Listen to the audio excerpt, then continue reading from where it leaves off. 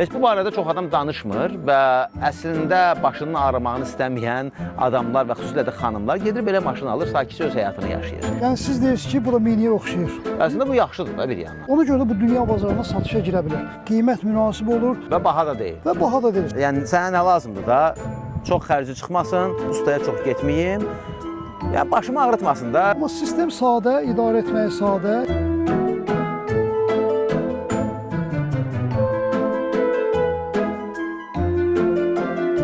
Düşüncəmə görə yeni avtomobil idarə edən adama ümumiyyətlə hibrid lazım deyil. Hibrid pensiyada da çıxandan sonra. Çox sağ ol bu qarşı.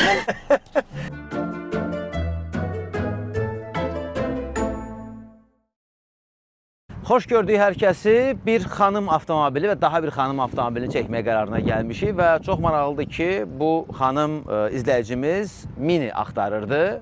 Və mən də ona görə onu Vüqar ustaya yönləndirmişdim ki, Vüqar ustaya məsləhət eləsin. Çünki Mini ilə bağlı bizdə təsəvvürlər uzun illər səhv olub. Miniyə belə də yəni heç nə olmayanda Mini axtarmışıq kimi baxmışıq. Amma Mini BMW-nin üst markası olduğuna görə biz bunu izah eləməyə çalışırıq ki, sabah bundan gözlənti, ehtiyac hissələri falan ucuz olmayacaq. Amma indi elə alındı ki, xanım bu avtomobili aldı. Hyundai Venue-dan söhbət gedir. 2022-dir, 1.6-dır və nəyə görə? Bax, bugün o bazar seçimlərindən danışanda heç bu barədə çox adam danışmır və əslində başının ağrımağını istəməyən adamlar və xüsusilə də xanımlar gedir belə maşın alır, sakitcə öz həyatını yaşayır. Və biz də istəyirik ki, həm də bu variantı sizə göstərək Vüqar usta ilə bərabər. Xoş gördük Vüqar usta. Xoş gördük. Yəni siz deyirsiniz ki, bu da miniyə oxşayır. Miniyə 100% oxşuyur. Miniyə o boyda pul niyə verim ki? Mən indi buna həm sevinirəm, biraz da utanıram həm də. Niyə utanırsan? Kimləri miniyə oxşadılar. Yox, dizaynda gəldi oxşuyur. gör miniyə oxşadı. O Mini'nin səhvidir ki, düzəməli bir şey elə bilməyib və axırı biz gəlib bax bunu oxşadmışıq ona. Amma o sadəlik axtaranlar ki var, məsələn də oradan da biz indi bugün keçən dəfə Əlövsət Usta ilə, ondan əvvəl digərlərindən danışdıq və adama əməli başlı bir ensiklopediya qoyursan qabağına ki, bu maşından davranmağı öyrən. Amma xanım nə istəyir? Xanım deyir ki, mən ümumiyyətlə mühərrikxananı açan deyiləm, baxan deyiləm. Mənə lazımdır oturum sürüm, sabah başım ağrımasın. Bir şey də lazım olanda hiss eləyəndə gəlim usta onu təsəlli eləsin, versin mənə maşını. Vəssalam.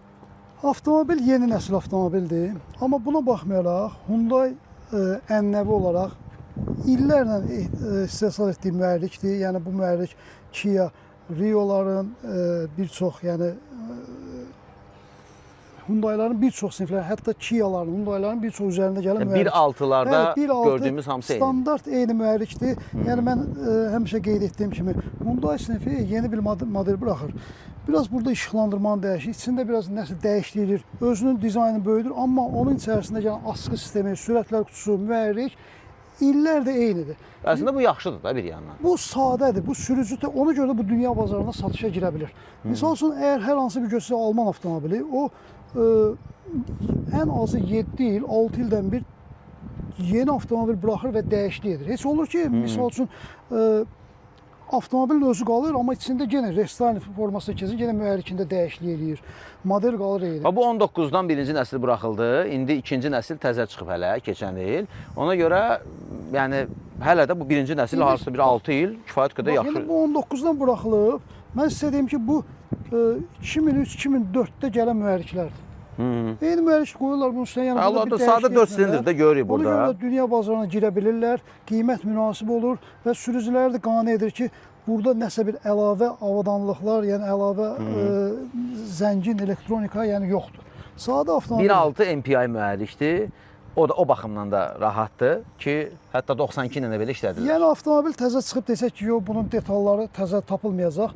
Bugünkü gündə ehtiyac hissələrinin bazarında, mağazində var hər şeyi. Yəni çünki dediyim kimi alışdırma şamından desən belə hamısı eynidir. Və baha da deyil. Və baha da deyil, standart. Əsas məqamlardan biri də budur.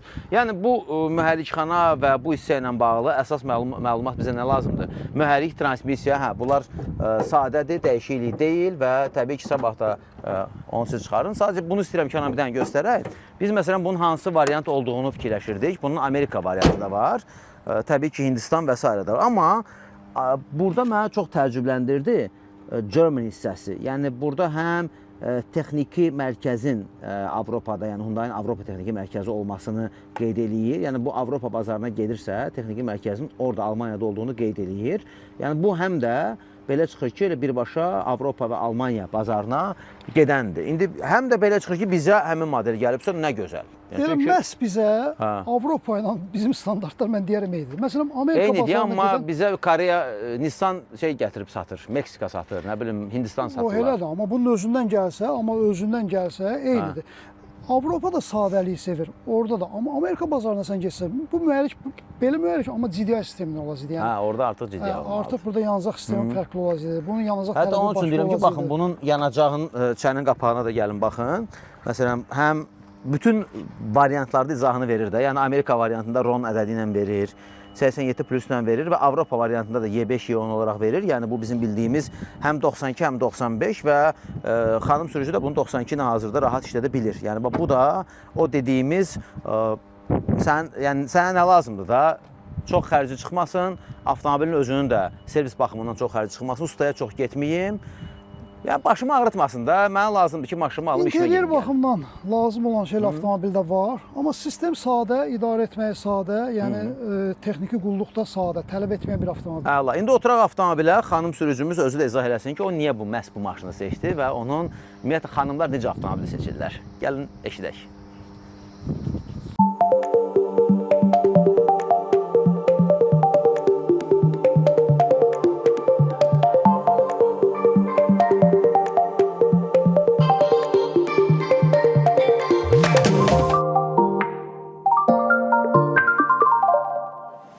Beləliklə, xanım sürücümüz özü, yəni hansı avtomobillərin arasında tərəddüd edirdi. Burada təbii ki, məbləğ də rol oynayır, sürücünün gözləntisi də rol oynayır və mən həm də açığı çox sevindim ki, ənənəvi avtomobil, biz bunları ənənəvi avtomobillər deyirik. Yəni, ənənəvi avtomobillərin dəyərini bilən kifayət qədər xanım sürücülərimiz də var hələ də. Ona görə xoş gördük, təşəkkür edirik, həm də bu çəkilişə icazə verdiniz və hansı avtomobil, Minini məsələn biz bilirdik və Minini axtaran xanımların xüsusi zövqü olur. Mən bunu illərdir müşahidə eləmişəm. Hər xanım sürücü Mini axtarmır. Yəni Minini biraz anlamaq lazımdır həqiqətən də. Ona görə sizin Vüqar Usta'dan bir diyaloqunuz oldu. Bəli, başqa hansı avtomobillər, ümumiyyətlə seçimləriniz hansı modellərin arasında idi? Toyota'da fikrimdə var idi, nəzərdən Marka olaraq Toyota. Büdcə 25-30 arası. Hə, və gördüm ki, yox da, yəni o təzə yoxdur, köhnə illər olduğuna görə fikrimdən hələ ki keçdim. Çox bahalı avtomobil də istəmirdim, çünki birinci avtomobilim olacaq. Deyirdim də qəza törədərəm, nəsə də heyfim gəlirdi sanki. Hədə bir şey olsa ən azından çox yandırmasın adamı. Yandırmasın, fikirləşirəm ki, bir neçə il sonra, yəni artıq daha belə üst markalara müraciət edə bilərəm. Əslində bu da illərdir bizim məntiqimiz olub ki, hə birinci maşın üçün gedib yəni təcrübənin nəyin üzərində öyrənəcəm məsələsi var. Və bir şey də mənə təəccübləndirir ki, bu avtomobilin indi yenisi 35 minə yaxın qiyməti var, 34.900 Hyundai'nin rəsmi saytında və siz bunu 26 minə aldınız, yəni 8 min fərqlə aldınız. Baxmayaraq ki, ortada 4 il fərq var, deməli avtomobil çox da dəyərini itirməyib. Bu bir yandan yaxşıdır. Və niyə məhz bu modelin üzərində dayandınız? Çünki kompaktdır, çox böyük deyil. Həm də çox da balaca deyil, balaca da istəmirdim. Belə böyük maşınların arasında belə arada qalmaq istəmirdim. Nə bilim, yəni sedan da olmasın. Sedan da olmasın və Minini xatırlatdı mənə hardasa. Ona görə belə qərar verdim. Texniki olaraq xanımlar heç bir şeyə baxmırlar adətən. Texniki xərc çox tələb eləməsin təbii ki, motorun gücü nə qədər çox olursa, benzin də o qədər tələb eləyir və yaxud nə qədər müasir olursa, orada nəsə xarab olanda da çox xərc tələb eləyir və ustalarda qalırsan. Ona görə dedim, hələ ki məni belə deyim də, təcrübə qazanan vaxt incitməsin. Mən bu təcrübəni rahat şəkildə qazanım. Və hibrid, nə də elektromobil axtarmadınız? Yox, ümumiyyətlə gələcəkdə də düşünmürəm. Düşünmürsünüz. Standart elə benzin mühərrikli. Maraqlısı odur ki, Vüqar usta, bu modellərə bir yeni ad, yəni mən nə bilim, bəlkə nə vaxt eşitmişəm, fikir verməmişəm. Subkompakt crossover. Yəni biz crossover eşitmişdik, sonra gəldi kompakt crossover. Bunun adını qoydular subkompakt crossover. Eşitmişdiniz? Sub məna nə verir bilmirəm, amma mən oxşadım. Kompakt crossoverin altı da biraz belə deyək. Kompakt crossoverin altı. Bax bu crossover oxşayır, amma içi də elə həm genişdir, həm yığcamdır. Görürsünüz, məsələn arxada mən deyim ki, bir dəqiqə hal-hazırda ayaq, diz yerim rahat oturmuşam, amma iki sərnişin arasında olan məsafə, yəni o qədər də deyim ki, üçüncü adam burada olsa biraz narahatçı olur. Amma bu yandan burası düz olduğuna görə, yəni ayağın burada hərəkəti, keçmək, gəlmək bu şeyləri... Əslində mən kənardan baxanda fikirləşdim ki, ayağını sıxırlar, amma yox. Normal, ayaq yer də var, rahatdır. Amma baxımdan. bunun enliliyi elə biraz dardır nisbətən. Ona görə SUV buna deyə bilərlər.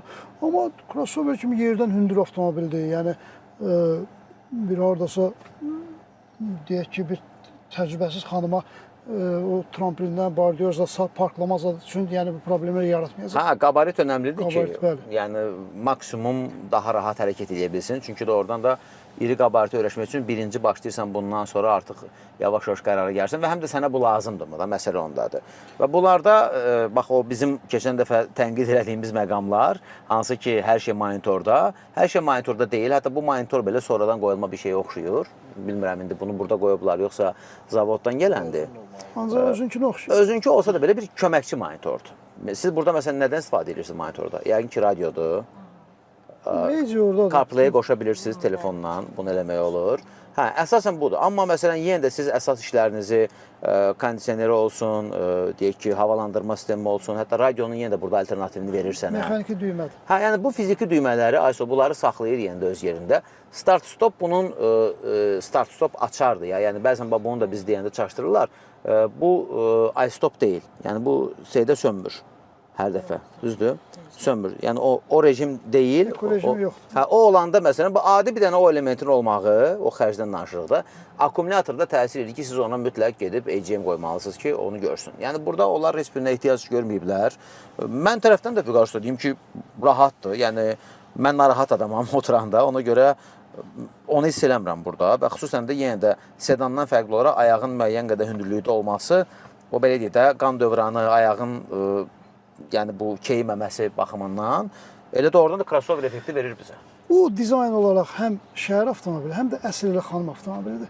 Mən Mini Cooper-lə danışanda xanımla, bəli, Mini-nin bir brend olmağı, bir üstün olmağı arzusu var. Amma Mini-ni istifadə etmək bu xanım üçün çətin olacaqdır. Niyə? Çünki özü qeyd etdiyi kimi birinci avtomobilidir. Onu Mini-ni alanda mən deyim ki, bu qiyməti olacaqdı 2016, 2017 artıq orada daha böyük olacaq qiyməti. O kifayət qədər işlənmiş avtomobil olacaqdı, onun xərc tələbləri var idi və ehtiyat hissəsi, heç mən sizə deyim ki, Mini baxmayaraq ki, BMW-nin özünün avtomobilidir, amma onun bu günlərin BMW ehtiyat hissələr mağazində onun ehtiyat hissəsi çox az tapılır. Yəni o BMW-dən bahadır axı. Həm bahadır. Mini-ni mən uzun illər, doğrudan da mən də əvvəl bilirdim ki, Mini hardasa BMW-nin aşağı bir modeldir. Çünki nəyə görə? Bizdə onu 15 minə, 20 minə, yəni heç nəyin yoxdur, eybi yox, cəhənnəmdə, yəni get BMW Mini-yə bax. Çünki onun tələbat yoxdur, onu burada, yəni bizdə adətən tərsinə olur da, birisi maşınlar. Bizdə o maşınlar ki, ölkədə dünyada bahadır, bizdə ucuzdur. Çünki onun xərc tələb baxımından. Çünki biz avtomobili alanda ancaq onu bu günlərim əlimizdə nə pul var, qonşudan, oradan, buradan kredit alıb, nə var bunu düşünüb bunu alırıq. Amma onun sonraki xərclərini, onun ehtiyat hissələrini, yəni onun təmir baxımını nəzərə almırıq. Ona görə də bizdə avtomobili alırıq, təmirə gələndə bunu tez satıram deyirik. Satıram da deyəndə bunu kimsə almır, çünki onun təmir xərci artıq yayılır ki, bahadır. Hə, necə ki 15 minə Range Rover satılır. Onların qiyməti düşür onun, bəli. Sonra mən məsələn Avropada elə təsadüfən yox, elə doğrudan da BMW ilə Mini-nin satış yerləri yanbayan olur. Elə orada çəkiliş edirdim, baxıram ki, Mini BMW-dən bahadır. Misal üçün BMW tutaq ki də 70 min euroya edirsə, Mini 90 min euroya falan. Deyirəm, bu necə olur axı, bu bizdə ucuz maşındır. Yəni o baxımdan xanım baxışı burada dizayndır. Mən belə başa düşdüm ki, orada əsas sizi dizayn cəlb edib ki, belə bir maşın istəyirəm. Amma o hissələrini ki, artıq vüqar istehza eləyib, sonra siz də fikirləşmişsiniz ki, düzdür, o Mini-ni siz həm də nəyəsə görə bəyənmədiniz. Çünki mən bilən siz yeyib ona baxdınız, nəyəsə görə bəyənmədiniz. Bəyənsəydiniz, bəlkə də yenə də onu nəzərə alıb alacaqdınız. Mütləq, bəli. Hə, amma bunun yürüşü də siz dediniz ki, belə az gedib 24 min. İndi artıq 24.500-dür. Yəni nə əcəb? Yəni siz sürücü dedinmi ki, niyə belə az sürülüb, nədir səbəb? Şəhərdə yaşayan adam olub, səfərlərdə olub daim. Ona görə həm də ailədə məncə ikinci maşında olub. Mən belə başa düşdüm ki, görsənir ki, bu avtomobilin əvvəlki sahibi də xanım olub. Özü yaxın idi, bəli. O da xanım idi? O da hara gedir? Şəhərin içində müəyyən bir... Hə, var ki, belə məsələn 5-6 kilometrlik məsafədə işləyirlər. ancaq işə gedir, gəlir. Yəni çox yaxşıdır. Mən sizə deyim ki, elə doğrudan da elə ona görə də o sizə hətta dediniz ki, 1000 manat belə güzəşt eləmədi də ki, yox, 26 mindən bir qəpik də düşmürəm. Çünki haqlıdır da. Yəni adam bir şeyin dəyərini biləndə bizim o dostumuz Vaqifin maşını kimi də məsələn ona bir 2000 ucuzuna təklif elədilər. Baxmayaraq ki, sürmür o maşını. Dedi, yox, vermirəm. 2000 aşağı niyə verim ki bunu? Bu maşının dəyəri bu deyil. Maşının dəyərini biləndə onu bilir ki, onu istənilən vaxtda siz elə demək olar ki, təzə maşın almısınız, 25 min. Zəmanətdə çıxmış olar hər halda artıq ilinə görə. İlinə görə çıxıb. Zəmanətdədir, çünki 22-nindirsə artıq 4 ildir. Hayır, orada ya yürüyüş, 5 il olubsa, 5 il. 5 ildir zaman. hə 5 ildirsə lap yaxşı, amma burada onsuz da güya zəmanətliklə var ki də, yəni həqiqətən çox sadə, sizin üçün burada xüsusi fikir verəcəyiniz bir şey yoxdur. Bir dənə yanacağa fikir verin. Yanacaq həmişə xanımlarda işarəsi yanmış olur. Burada da yenə yanır. Amma qalan yəni suyun temperaturudur. Onu bilirsiniz yəqin ki, yəni ən azından 90-ı keçən nə vaxtsa belə bir şey görsəz bu sizi narahat eləməlidir ki, bu niyə keçdi? Ekranda da sizə sərfiyyatı mən şeydə baxdım, yenisində 7.2 yazır. İndi burada 8.4 ətrafında. Yenə də şəhər rejimi üçün təbii ki, sürüşdən asılı olaraq dəyişəcək. Şəhər rejimi və bugünün tıxacına görə kifayət qədər yaxşıdır. 8.4. Və başqa Vüqaçda burada xanıma təlimat verəcək bir şey yoxdur. Təlimat yox, sadə avtomobildir. Burada yalnız sürücülük təcrübən olmalıdır avtomobil idarə. Güzgüləri də özləri idarə etmək üçün bayaq mən arxaya verəndə bunu gördüm, çox rahatdır. Amma bax görün ucuz olması məsələn nə idi? Arxada yenə yeni nəsil avtomobildir, amma şüşənin qaldırması bir rejimdədir düymə. Bir qaldır. Bir rejim deyəndə Yəni burada yoxdur ki, əli vurasan qaldıra özü getsin yuxarı, arxada. O indi müasir dediyimiz Çinin yeni maşınlarında da əksəriyyətində sadəcə sürücü. hə, o bu sadə çox qədər önəmli sayılmır. Yox. Məndə də belədir də. Məsələn, bu əvvəldən Asiya avtomobillərində çoxsunda belə olur. Amma sən Avropa avtomobilində belə bir şey görə bilməzsən. Bu da ki, həmişə kimi elə bir dənə burada var, bir pencə kifayət edir asma. Bu yanda heç yoxdur. Bu biznes klass deyil axı ki, sən onu nəzərə alsan ki, oradan pencəyi falan, Yəni, təyinatına bu birisi görə. sürücüdə nəyə asa bilərdi oradan. Yox, Sürücü yox, bu birisi sərnişin. İş ki, o özü də belə, o özü də əslində sürücünün yeridir, yəni. O düşünülüb ki, hədə tutaq ki, sürücünün özünün bir pencə asmaq kimi istəyi varsa, oradan assın getsin də, təbii ki, qabağa asmayacaq. Yəni, o heç sizin deyil, elə bilirsiniz, sizin üçün qoyublar, yox. İndi mən vərdiş eləmişəm 2004-də Alman avtomobildir. Hər tərəfdə var, sürücünün özünün burasında da var. Hə, amma yəni bu elementləri, yəni misal üçün deyək ki, bu hibrid dediniz də buna qarşıda həm parça, həm dəri oturacağın olması. O üstündür, yəni kombiner salondur. Kombine edilmiş deyirlər ona. Rahatdır ki, yəni kənarları, bu hissələri dəri olsa da oturacağın özün parça olmasa, amma əslində yenə də bu işin biraz belə tərs tərəfi budur ki, əslində parça uzun müddət daha bahalı sayılıb. Parça da daha üzərində. Çünki dəri, yəni müxtəlif variantlarda alternativ verə bilirsən və dəri əslində diskomfort yaradır. İstidə də, soyuqda da diskomfort yaradır. Parça əslində daha yaxşıdır. Amma niyəsə parçaların qiyməti daha ucuzdur qarşıda. Əgər dəri olsa, onun altına havalandırma sistemi olmasa, o elə parça olmağı daha məsləhət, daha yaxşıdır. Yəni, ona görə deyirəm də, əslində çox istidə oturursan, dəri adamı yandırır. Soyuqda oturursan ki, buz kimidir. Yəni çox diskomfort həqiqətən də. Amma parça özü də keyfiyyətli parçadır. Bunu yəni silmək, təmizləmək. Hə, deyirəm, parça uzun müddət bu gün yəni ən bahalı avtomobillərdə xüsusi parça ilə seçim daha bahalı komplektasiya sayılır. Çünki indi o dəri məsələsinə axı müəyyən bir qadağa qoyublar. Dəri ya orijinal dəri olmamalıdır. Hə, o heyvan dərisi, heyvan sevərlər orada götürüb bir dermantin, bir hansısa bir dəri əvəz edici qoymaqdansa elə parça olmağından daha yaxşıdır. Çinlilər bu nappa deyib buraxırlar hamısını. Heç nə deyil. Mən o deyirəm də sizin maşına dostum o salon tikiş çıxol işlə məşğuldur. Deyir bu maşınlar çıxandan bütün günü deyir də başım artır deyirlər. Bunun ancaq bu nappa deyirlər, elə ancaq sökülür, cırılır. Keyfiyyətsiz bir şey də olur. Doğrudur. Onda nappanı xüsusi təqdimat elədilər ki, mən elə mənim də yaxın dostum var, Li 7 sürür. Li 7 özü də biraz elə biz Lidə o nappanı birinci çəkəndə demişdik. Li 7-nin onun o gün görürəm ki, bu qol qoyulan yeri yoxdur. Buraya elə boşalıb, sökülüb belə, yəni təzə maşındır o. Niyə indi? O nappa deyil. Yəni bizim o çıxol işinə məşğul olan ustalar da onu götürüb baxırlar. Qeyri-adi bir yumşaq bir materialdır. Adını nappa qoyublar. Bəlkə də bizimkilər adını nappa qoyub onu.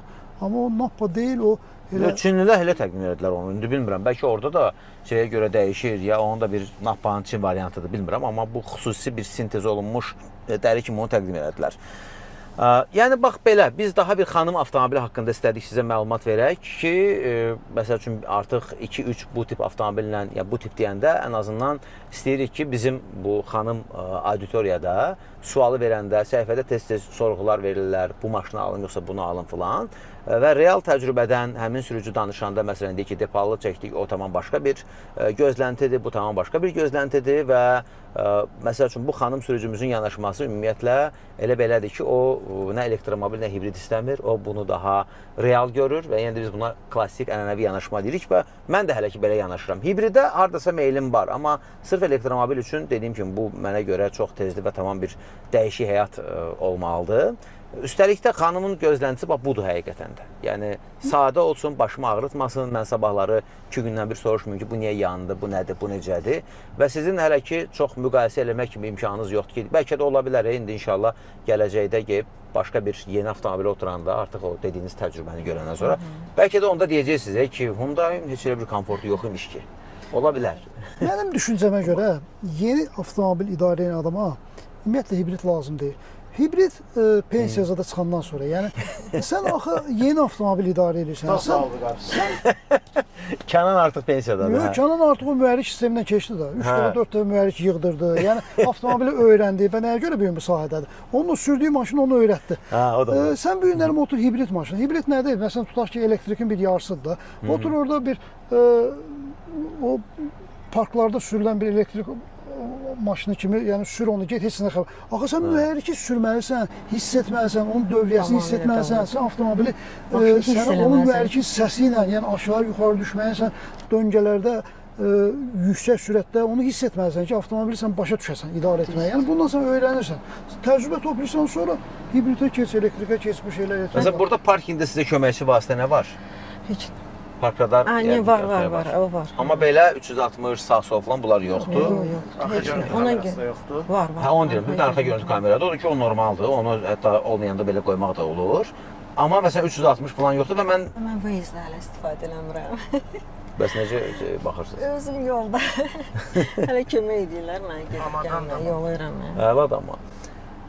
Hə, amma məsələn deyək ki, bu gün bu həm də xanımlar ona görə avtomobilləri seçirlər ki, nə bilim özü park eləyən hətta var. 360 kamera var, daha rahat görə bilirəm, amma əslində düzdür. Məsələn biz də mən əvvəl mexanikadan başlamışdım. Mən tutaq ki, bu gün diskomfort maşını daha çox sevirəm. Nəyə görə? Çünki komfort adama qəribə bir belə adamı öldürür sanki. Məsələn mən bunu Mercedesdə, Trasda o mənim üçün çox böyük bir dərs oldu. O qədər rahat idi ki Mercedesdə. Kürdəmir, isti hava, 45 dərəcə isti, kondisioneri qoşmuşam, heç bir şey hiss olunmur avtomobildə və günün orta çağı mən başladım tədricən yuxlamağa və gördüm ki, bu əslində adamı ölümə aparır. Amma o maşın ki, müəyyən qədər bir səni narahat eləmədi. Hə, bir səsindən, küyündən hiss eləmədi ki, maşın sürürsən, bir yerdən sonra görürsən ki, artıq rahatçılıqdan ölürsən sadəcə və salam. Deyirsən avtomobili sənə yuxuya getsə, orada dərhal siqnal verir, səni çəkir. Deyir, narahat olma, elə mənim öz avtomobil məni elə ora-bura çəkir deyir. Elə qoymur məni. Variant həmişə var. Bəli, yəni bu da bir variantdır. Ona görə biz bunu da çəkirik, bunu da göstəririk. Yenə də bu tip avtomobillərlə bağlı maraqlanan, sorğu verən xanımlar üçün bir xanım təcrübəsi var və hələ ki dediyimiz kimi texniki olaraq onsuz da xanımlar heç bir şey bilmək də istəmirlər. Onlar o maraqlı deyil. Sadəcə yəqin ki bilmək istəyəcəksiniz ki, nə vaxt gedim yağı dəyişməyə.